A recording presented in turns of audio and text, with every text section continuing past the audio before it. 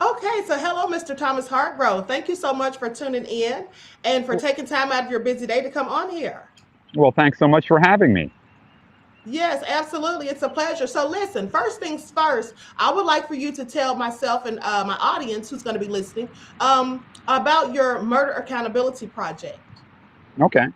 Well, my name is Thomas Hargrove. I'm the chairman and founder of a nonprofit group called the Murder Accountability Project. We were established in 2015 for the purpose of creating the most accurate accounting possible for homicides, especially accounting for unsolved murders. Okay. And we do quite a bit. There is a kind of magic to carefully counting things, and we'll be talking about that magic throughout your show. But the purpose is to accurately and as completely as possible document Americans who have been murdered. It's astonishing how difficult a challenge that is. And I'll be happy to Right. talk about the difficulties we've had. We've had multiple lawsuits against governments that don't completely account, and we've yet to lose, but some of these are quite massive. We have a lawsuit against the federal government because they're in violation of law for not reporting murders that federal law enforcement handles. Wow. So Really? we do quite a bit. Yes. In fact, I just had a lawyers conference a few days ago. We have two cases pending before U.S. District Judge Amy Berman Jackson. She's kind of famous. She's the judge who tried to put Roger Stone in jail back when Oh, those shenanigans were going on. Um, she right. um, she is, we think, a blessing for our case because she takes a high view of the Freedom of Information Act and a very high Okay. view of accountability for government actions. So Mm-hmm. we have high Okay. hopes for this case, but it's been going on for 2 or 3 years, and there's no particular end in sight. One does not sue the FBI or the Department of Defense or the Department of the Interior easily, and Right. I can imagine. the case is pending. But Okay. we do think that in the end we will win and compel government to, as we often say in court, Your Honor, we think the people of the United States have the right to know how they're being murdered and whether those murders are being solved. We've yet to lose Absolutely. with that argument. So we do that. Mhm. We also try to analyze the data that we do get, and as I said, there's a kind of magic to carefully counting things. And one bit of magic is that it's possible often to spot unrecognized series of murders that have a common killer. And Mm. we have a case like that in Chicago right now, and I'm sure you'll want to ask questions about that. We spend a great deal of our time right now, though, trying to cover the data train wreck that the FBI has. The FBI handles the Uniform Crime Report and the Supplementary Homicide Report. These are Mhm. decades old accounting systems for major crimes. And the FBI changed their reporting requirements this year. And as a result, this year, half of police departments are about to go dark. They're going to stop reporting data. And that's a Really? major problem. So we're going to try to recover the historical record of homicide this year. And so we're contacting hundreds of police departments and state law enforcement agencies trying to recover data that they are not reporting to the FBI. That's Wow. the short list of things we do. So, Okay, well, that's a lot. That's a lot within itself. And I wish you luck on that lawsuit. You have to thank be you. pretty bold to sue the federal government. Some Well, we people would have, run away from that. oh, no, we have very good lawyers. They live to sue government, and we've given them a really nice case. So, Absolutely. yeah, that, that is a challenge, but somebody needs to be trying to create a complete record. The United States is rare among Western governments. If you go to London, England, and ask the Home Office to give you a list of all unsolved murders, if they agree to, they can push a Hmm. button and give you a printout of every unsolved murder going back generations. In the Wow. United States, we cannot do that. We're one of Mm-hmm. the few Western democracies that can't do that because there's no master list. So we hope someday Congress puts us out of business, but until that happens, we are trying to create a master list, and that is our function. We're the only entity in the United States whose goal is to create a complete accounting of homicide. Okay, I absolutely love it. I think that's great. So now, what I want to ask you about is this algorithm that you use, this computer algorithm, because um, does it help you to find like patterns or clusters of where the murder sites were, specifically in Chicago in that case? Yeah. So as I said, there's a magic to carefully counting things. Mm-hmm. One thing that happens is that when a serial killer is active, he can leave statistical marks. What our algorithm does, an algorithm is, it's a fancy word, but what it is a simple series of statistical steps to solve a problem. And what Mm-hmm. our algorithm does is it looks at all of the murders reported in the United States every year, and it looks for groups of murders that have a common location, usually a county. We look for murders within each county. Mm-hmm. Has a common method of killing, so we look at the weapon that was employed in the murder. Has a common victim, so we look at men and we look at women, because we found that serial killers usually concentrate on either all male victims or all female victims. There are some Mm-hmm. equal opportunity serial killers, but by and large, they predominantly kill men or they predominantly kill women. So Right. the algorithm looks for uh, uh, murders of the same gender involving the same method of killing in the same geography. And then it Okay. does one more thing. After grouping all murders into those three groups, it then looks for clusters that had a very low clearance rate. Mm. And when that happens, we look hard at those cases, trying to put names and narratives to the data files. Mm-hmm. And when we do that, we often come away with thinking that there's a very real possibility that these murders were committed by the same guy. Okay. And we've done that dozens of times. In most cases, when we contact police or check the history books, these are known serial killings. But Wow. often it does not happen that way, that police are not aware of the pattern because of a phenomenon that criminologists call linkage blindness. Because of the way that Mm. we investigate murder, when someone is killed, a detective is assigned to the case.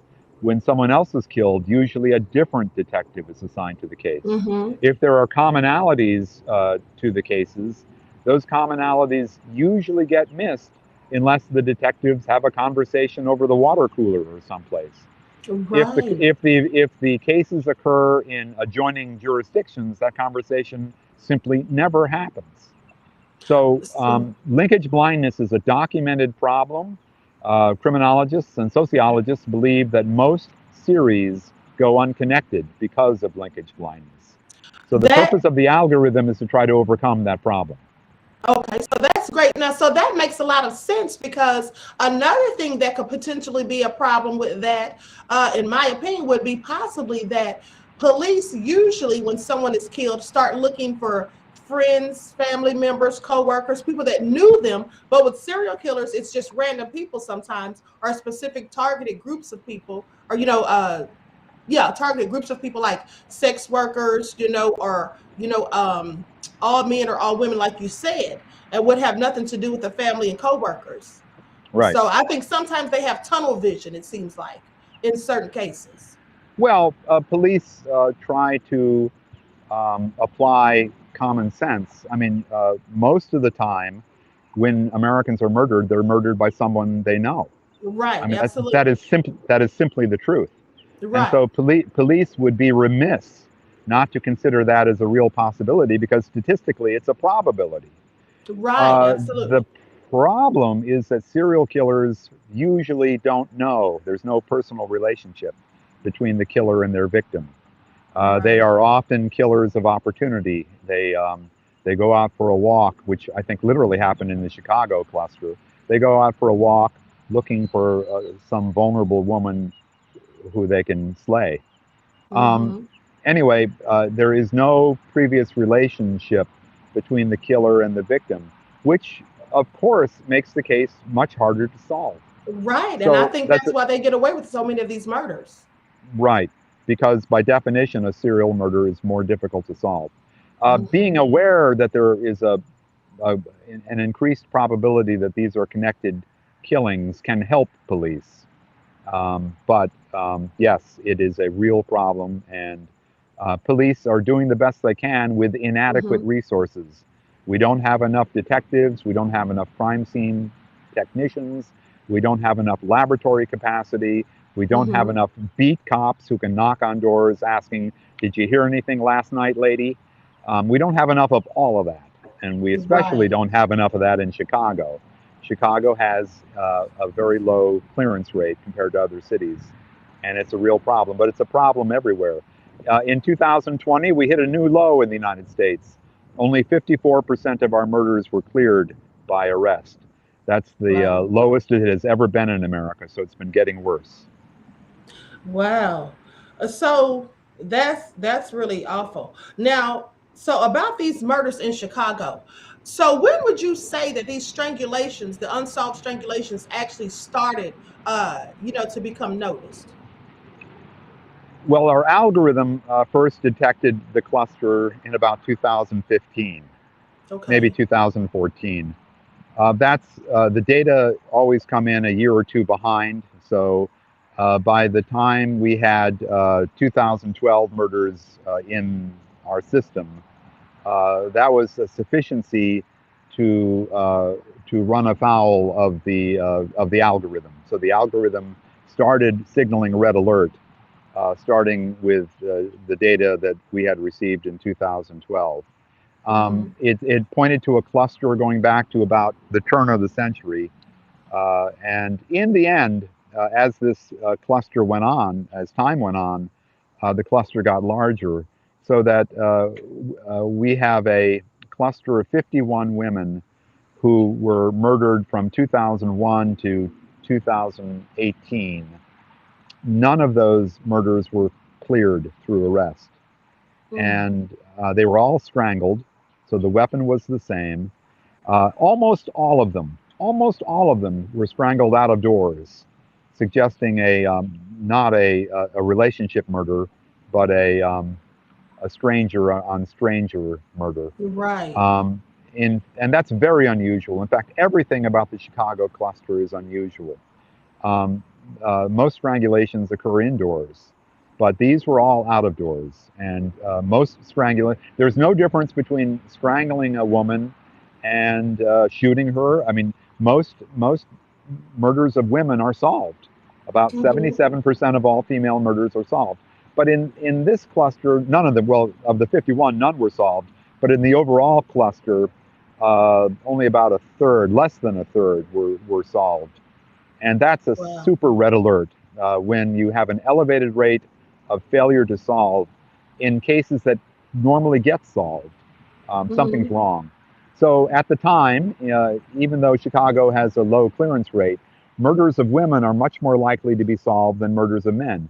Again, because women tend to be murdered by people they know, Right. husbands, boyfriends, people living in the Mm-hmm. household, much more so than men. So for that reason, murders of women, even in Chicago, have a much higher clearance rate. Mm-hmm. Well, that was true for everything except victims of strangulation and asphyxiation.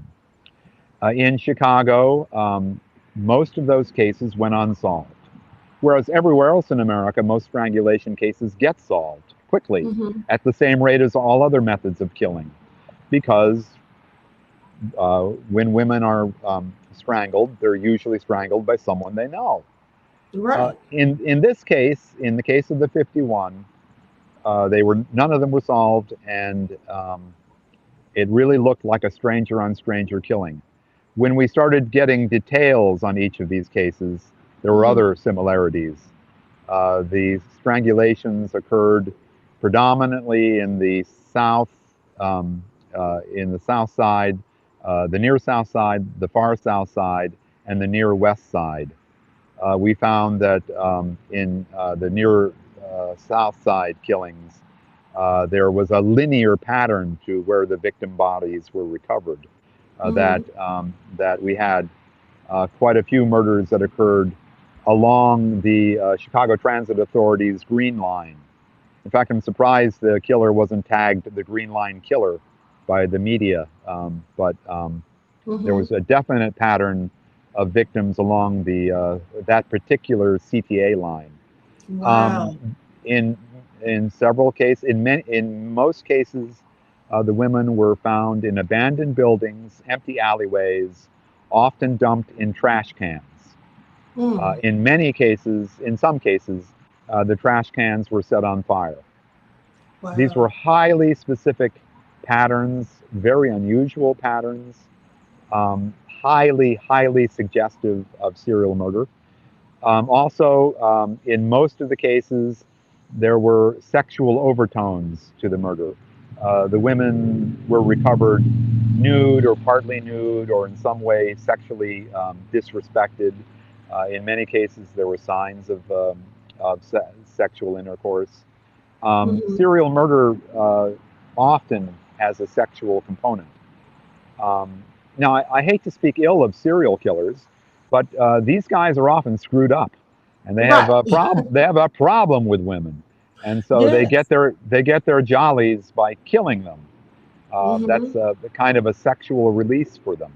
Right. Again, all of the elements when you pull the narratives of these 51 cases, as I've said many times, they just scream serial killer. We actually think there were two or three serial killers involved, one of whom was white. The other two we think were African American. Mm-hmm. Um, we think that we know. We think that we know the identity of one of the killers. We think he's a man in prison in Indiana, um, Darren Dion Vaughn. It's spelled Van, V-A-N-N, but he pronounces it Vaughn. He's in Okay. prison in Indiana for the rest of his life for strangling 7 women in the Gary, Indiana area over a 10-month period. We Wow. think 7 is not the right number. We think he's killed Mm-hmm. a good deal more than that. He himself has confessed during his interviews with Hammond police. Mm-hmm. He confessed to killing many more women. In fact, if his confession is anything like accurate, he may be the third most dangerous serial killer in modern history.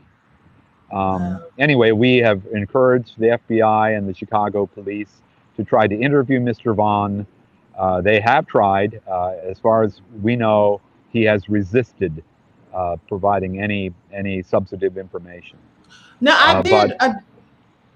I was going go to say ahead. I did read that on your website. That basically he doesn't want to talk and give details of other states and murders because he doesn't want that to prolong his execution, or he's doing life, but he was afraid of that would prolong his time or something like that if he was to get the death penalty, and thinking that states would be arguing over who's going to prosecute him and all of that.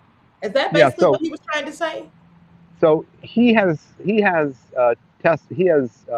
said in interviews that he is responsible for dozens of murders. But he made a mistake. He killed a woman. He had been operating mostly in Gary, Indiana, and then we think in Mm-hmm. Chicago. But he made a mistake and he killed a woman in a Motel 6 in Hammond, Indiana. The Hammond Police Department made a quick arrest. And as often happens with these guys, he was very talky at first. For Mm-hmm. several days, he was interviewed for hours and hours, and we have those tapes. Mm-hmm. And he wanted to be executed. He did not want to spend the rest of his life in prison. So he spoke at length about all that he had done, and he took police to 6 other abandoned buildings in Gary, Indiana, where he had left his victims.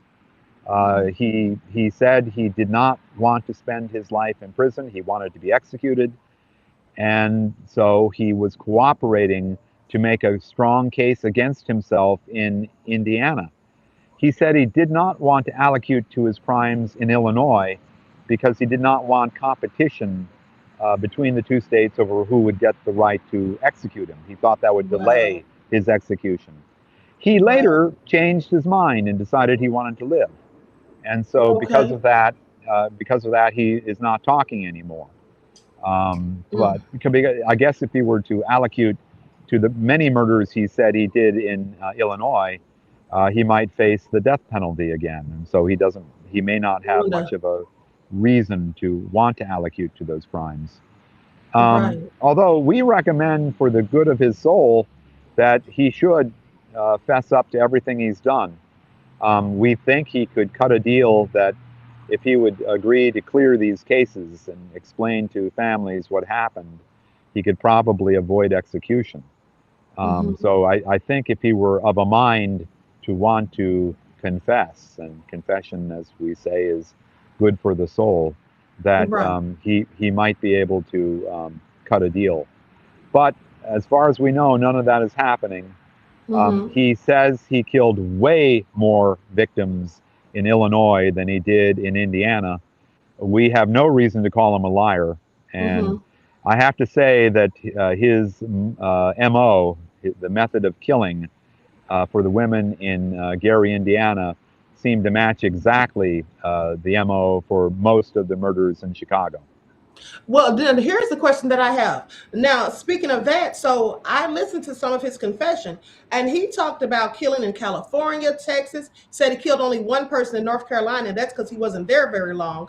Yeah, Detroit and Illinois, Gary, Indiana, etc. That reminded me of how Ted Bundy killed in Washington State, Utah, Colorado, um, Oregon, and California. So one thing that I want to ask you is because when Ted Bundy was doing this, he actually actually, they reported that some of the killings dropped off, the number of killings, after Ted Bundy left certain states and then it picked up in other states. Now, did you seem to notice any type of fluctuation with his movements, Vaughn, that is, similar absolutely. to Ted Bundy's? Okay. Right. So Vaughn has an interesting timeline.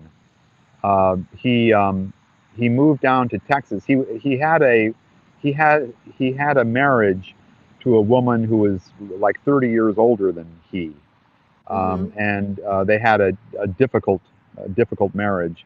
She moved down to Texas, and he moved down with her sometime in late 2006, but probably in middle to late 2007. He moved Okay. to Texas. He promptly got arrested for sexual assault. Texans don't take kindly to people who rape women.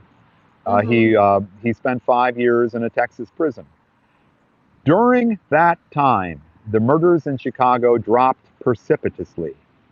Wow. So we think Mr. Van is responsible for perhaps the lion's share of these murders, but not all of them. Mm-hmm. When he was not available, there was a drastic decline in these killings. So the record and the timeline kind of mash up. So we don't think he killed them all, but Mm-hmm. we think there's no reason um, to think he was lying when he was confessing to killing way more people in Right. Illinois than in Indiana. In fact, we think the records support his claim. Okay, and Um, that definitely yeah, seems like it. Definitely seems like it. So now here's the thing too. So in May of this year, I actually did a report on a woman who's 36 years old, a black woman who was found chained up in an abandoned building, and she was actually on the 119th block of South Eggleston in the West Pullman neighborhood. Now I want to know if and the person who did this to her, they haven't been caught. She said it was a black male and it was someone that she was familiar with in the area, I suppose. She'd been there for days before someone walking down the street heard her cries or whatever. My question is, I don't know much about Chicago. So South Eggleston, would you say that's anywhere near any of these crime scenes that you talk I'm not about? sure Which broad area? Was it South Side, West Side? Do you know? It says South Eggleston in West Pullman, in the West Pullman neighborhood. I'm sorry. I grew up in Chicago, but that was years ago. I'm not sure where that is. We have Okay. a map. We have a map of where the victims are. If you click on the map, you'll call it up, and then you can geocode where that case was, and you Okay. can easily see whether she was in any of those three uh, killing fields for the Mm-hmm. Chicago cluster. But I'm Okay. sorry, I don't know just with an address. Okay. And so now Send you said there send was me I'm sorry, go send ahead. me send me an email with the address, and I'll try to answer that question.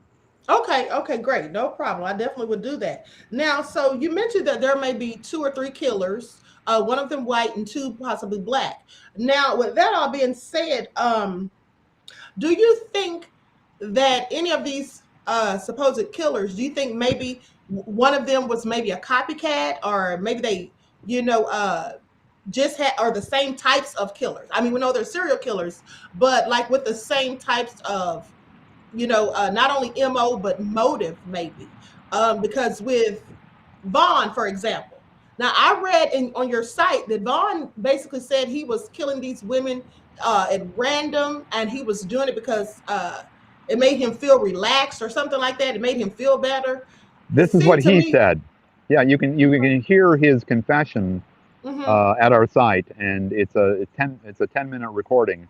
He said when the killing urges struck him, he needed to get out of his home. He was living, I believe, with his brother at the time and his brother's family, and mm-hmm. he needed to get away. He didn't want to hurt his family, so he would take a bus or take a train to get away, and then he would randomly locate women and kill them.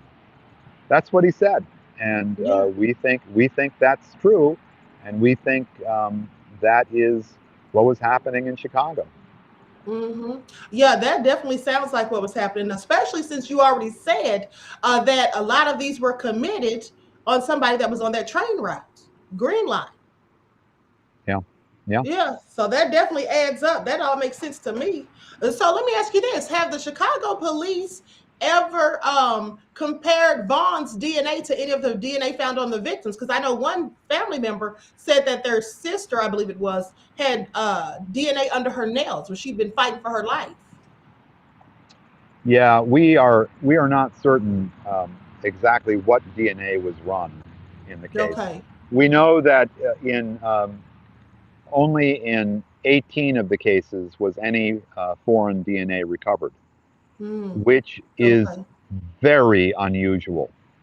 Uh, and as the murders uh, progressed, the pattern started in 2001, and Mm-hmm. as you go on the timeline, the rate at which DNA was recovered declined, so that the last time DNA was recovered was in the year 2009, and murders after that there was zero DNA recovered. Really? That that is very unusual. That Um, sounds very strange. in fact, we had conversations with Chicago detectives on that very question because DNA technology has only gotten better over time, Right. and they confirm that police are increasingly likely to recover DNA from a crime scene. The technology has gotten better and better, and they don't have an explanation for why the opposite happened in these 51 murders. But as time went on, it became less and less likely that DNA would be recovered. We don't have an explanation for that. Hmm. Chicago police do not have an explanation for that. A possibility is that the two or three killers involved were getting better at their craft and were getting better at not leaving DNA behind them. You're But right. that's only speculation. We don't have an answer, but there is very little DNA. The reason that we suspect at least that one of the serial killers is white is Mm-hmm. because there was a cross match. Um, there was one of the women, I won't say who, but one of the women early on in the pattern, a white woman, was murdered, and they did recover uh, DNA probably from her assailant. That DNA matched to a sexual assault case in which the woman survived. Mm. And she described a white male with a mustache who seemed to be faking an Hispanic accent, trying to pass for Hispanic. Really? Um, Chicago detectives, when the murder came down, and when they had the what's called a CODIS hit, the combined DNA database that the FBI operates, when it was Hmm. shown that the two cases were committed by the same assailant, um, she was interviewed by police asking, uh, could there be? Oh, I'm sorry. The sister of the victim was asked, did you ever see anyone that was like that? A white man with a mustache pretending to have an Hispanic accent. And the sister of the victim said, no, that does not ring a bell. She was very active. Both women were involved in prostitution. In fact, a Mm. great many of these victims were involved in prostitution or illegal drug use or both, Yeah, that often was going both. to be my next question. If they were sex workers or had something in common other than race in most cases, as to why these killers would choose them. So that makes a lot of sense because these people are usually easy targets because they're out late at night. They're often not so cautious about just going up to people that are strangers and things like that because they're trying to make their money or whatever. So yeah. Yeah, I was talking to a Dallas homicide investigator Hmm. who put it this way. You know, in one way, you have to pity the poor serial killer. What other kind of woman will willingly get into your panel van late at night? And Right. yeah, so that's why there are 1,000 good reasons why we wouldn't want our children to become sex workers. But a really good one is they have a very high rate of being murdered. It's a Right. very dangerous occupation. Nobody, I think, chooses to be a sex worker, and there's a good reason not to, and this is a really good reason. They Hmm. are favorite targets for serial killers or just people who maybe don't kill lots of people, but will commit murder from time to time. Right. And There, so I it's a very serious, yeah. do you think that Vaughn, looking at the confession, I don't get it, but do you think that at any time other than the confession, do you think there's any time that he showed any type of remorse for what he had done? Because when he was talking about it on the confession tapes, it just sounded matter of factly like he was telling us what he basically had for lunch or something. Yeah. Okay, so I'm not a psychologist, but much has been written about um, dissociative disorder, that Mm-hmm. serial killers often have difficulty treating other people as human beings, that they don't Right. look upon people as people. Like They are, objects.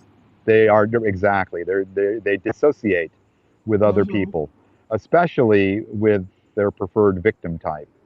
So Mm-hmm. again, I hate to speak ill of serial killers, but they have real problems in dealing with people. They're a Right. mess.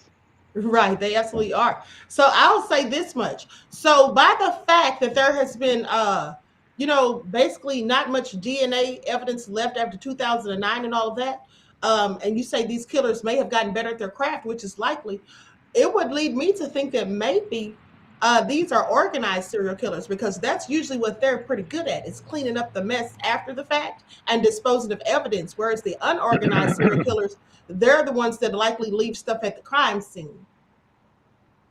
well, you know a little bit about murder then. Yeah, there are, generally speaking, organized and disorganized crimes. Mm-hmm. Um, I, um, I would say that these are practiced killers by and large. Mm-hmm. Um, are they organized? Are they picking a victim and stalking the victim? And no, I think these were mostly random murders, um, opportunistic killings, Right. not uh, this was no Hannibal Lecter genius killer. I mean, in fact, Mm-hmm. again, serial killers are usually not very bright, Mm-hmm. and they kill when they think they can get away with it, but they've gotten pretty good at getting away with it.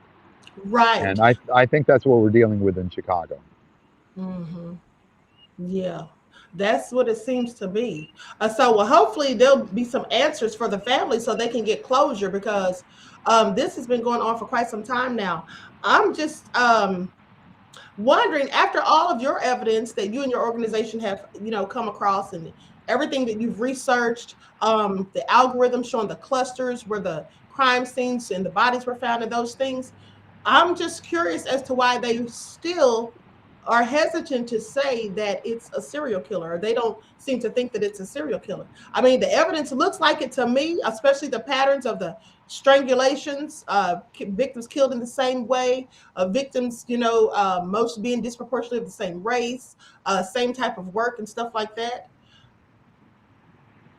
It just Well, so there is a seems like difference.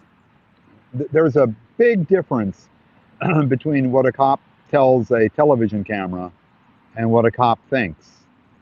And so okay. I've had long conversations with one detective in particular who's overseen these cases, Mm-hmm. and he said that any reasonable person would conclude that these are connected cases, Okay. but they don't have proof. The DNA does not match up. There's very little DNA. Mm-hmm. There is at least one case in which one of the murders cross matches to a sexual assault. There may be others of those, but there's at least one. Mm-hmm. But that's as close to you get to checking the box serial killer without actually checking it, because Right. you have to have two or more killings, not one killing and one sexual assault. But I would Mm-hmm. be astonished if the guy who raped a woman and then raped and killed a woman, um, that's all he did. I would be very, very surprised. Right. But they don't have proof. And, the Chicago Police Department has to go by evidence. Right. Yeah, because knowing Murder, is one thing and proving's another. That's right. what they always say. So Chicago detectives and the FBI both believe that these are uh, highly likely to be connected cases, but they don't have Mm-hmm. proof. The Okay. FBI Well, that definitely makes has been sense. aware of this pattern for a while, they tell me. Mm-hmm. Okay, so well, I think that is pretty much all I had to ask. Now, another thing is this guy Vaughn, very interesting character. Just listening to him, uh, you know, um, the way he described, the things that he did and the different states that he went to and all of that. Um, have any of these family members of the victims, have they asked to, have they basically asked for any information about him, or have some of the people who are still looking for answers, or whose cases are unsolved, their family members' cases are unsolved, have they said anything possibly about thinking that maybe he had something to do with it? I believe there has been community leaders and family members who have reached out to Mr. Vaughn, asking that he agree to speak with them or to speak with the detectives. As far as I know, nothing has come of that. Nothing has come. Um, yeah. By the way, I'd like to make an appeal, since you have an audience, that Okay. Vaughn was not the only killer. That we believe that there are probably at least three killers, Mm-hmm. and that it is highly likely that there are people who met these killers and survived. And if they were to come forward to police, to if they can go to our website at murderdata.org. They can read the report that we did for the Chicago City Council. We name all of the victims and describe the location and nature of the Mm-hmm. murder. If any of that rings a bell with them, quite often uh, women who survive their encounters know in their very heart that they're lucky that they met a killer. Right. And if they would be willing to come forward and to say what they know and to describe their assailant, they could actually break a case wide open. Not all of these victims are Mr. Vaughn's work, and Mhm. there are still guys out there who have not been given credit for what they've done. Right. And if a lady out there survived an encounter, she knows what happened. And if Mhm. she would uh, take a deep breath and do the right thing and call the Chicago Police Department or send me an email and I'll put them in touch with the right people, um, Okay. they would be doing the right thing. Okay, absolutely. And I definitely will appeal to my audience about that. And I'm also going to do another broadcast about this.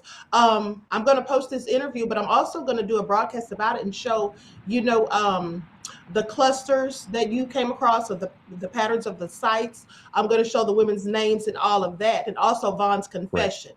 So, Good. and hopefully, if somebody did survive any of these assaults, or from these killers, then hopefully somebody will absolutely come forward. I hope so. Good. Thank you. Yeah, absolutely. No problem. Thank you. I really appreciate you taking out time to come on here. I know you're busy. And I'll be, keeping in touch with you to see if there's any more updates and things like that. Um, I really Call appreciate the anytime. hard, yes, absolutely. And I really appreciate the hard work that you and your nonprofit organization put into trying to get these cases solved, all your work and research and all of that. Really Well, appreciate thanks. that. We're mostly just nerds. We try to count things, but yeah, this is a lovely way to spend a retirement. I've never had a better Right. job. Absolutely, absolutely, solving crime. So I appreciate it. I absolutely do. So I want to thank you so much for coming on here, Mr. Thomas Hargrove, and I'll be keeping in touch with you. And I hope you have a blessed and wonderful rest of your day. Same to you. Thank you for having me. Yes, absolutely. Talk to you later. Bye bye. Bye bye.